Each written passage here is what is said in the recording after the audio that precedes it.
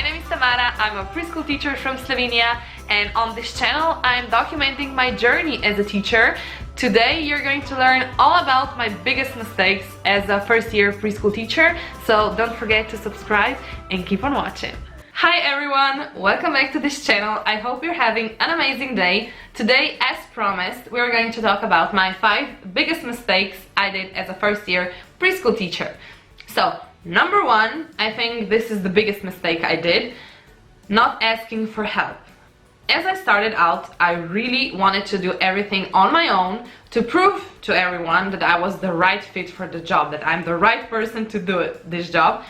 And what happened was, I did a few things that weren't even necessary. I did a few things incorrectly, and in the end I had to do a whole bunch of things that I didn't need to do. Some of them I had to fix, others I just did because I didn't ask anyone about it.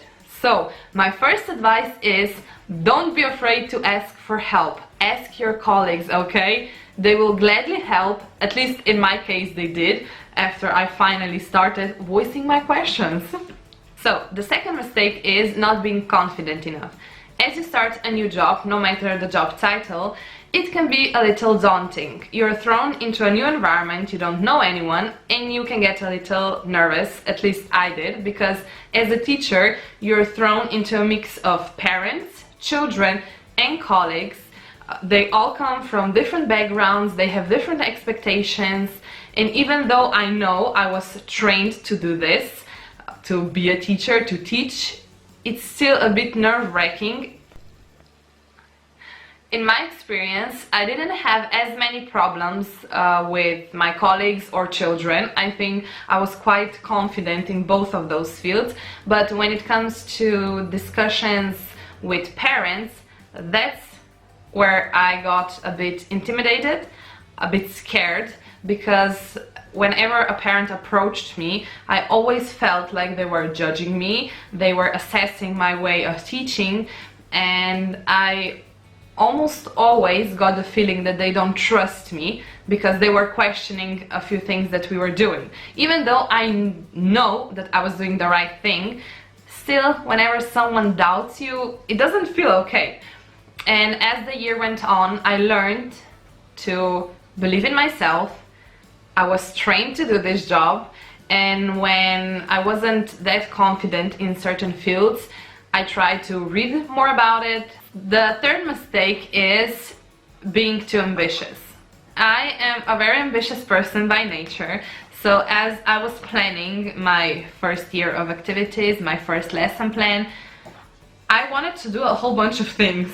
I planned a lot of projects, I think 6 or more for 1 year, and in the end a few of them weren't even done because there simply wasn't enough time to do them all.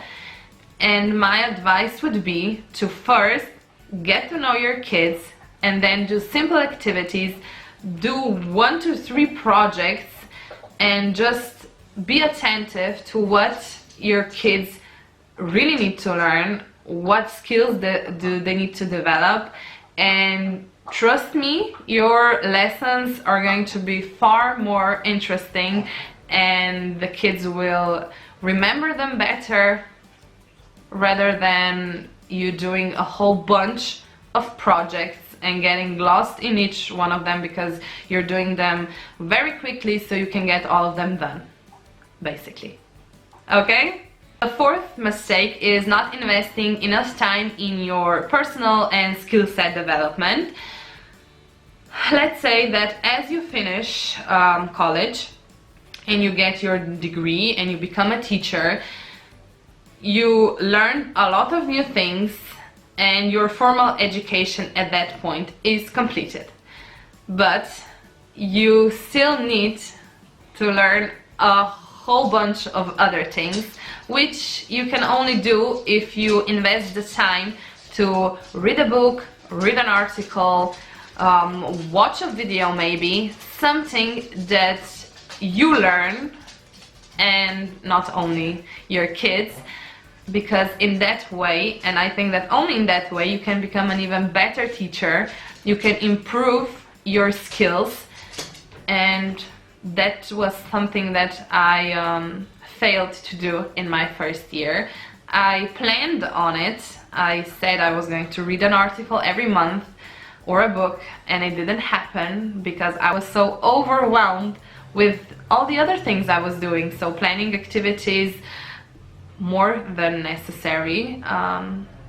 Yeah, in my first year of teaching I got a bit lost in the process, I think. But this year we're on a better path, and the previous year was also better than my first year. But we're learning, we're all learning, and we're teaching. It goes hand in hand. So the last thing, the fifth mistake I did was not establishing clear rules, or let's say discipline, in the classroom in the first few weeks of kindergarten. The thing is that as the year went on, the kids, my children, still didn't remember to pick up their toys, to put away their things, to clean up after themselves, the things that should have been done automatically after the first month. Yet I mean me and my colleague, we were still arguing about it with the kids as the year dragged on. And we were always talking to each other, how is this possible? Why don't they pick up their toys? What's wrong? I mean, where did we go wrong? And I think the main reason for it is that in the first few weeks or the first month, let's say, we should be focusing mainly on establishing the rules in the classroom. And since this group of children is younger, they were 2 to 5 year olds at that time, we should do it through play. We mostly base our activities on play because that's the quickest and the best way for children to learn.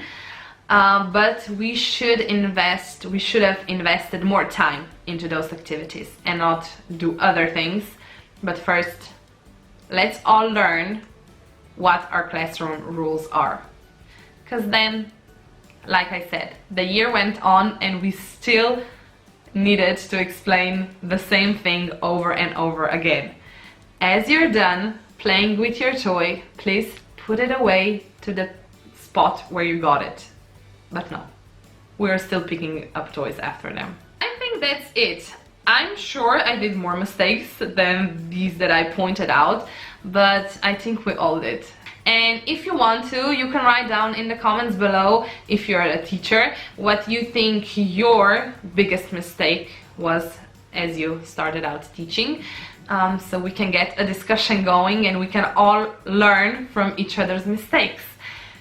Thank you very much for watching, for joining in on this video. I hope you'll have a lovely day and I'll see you soon. Bye!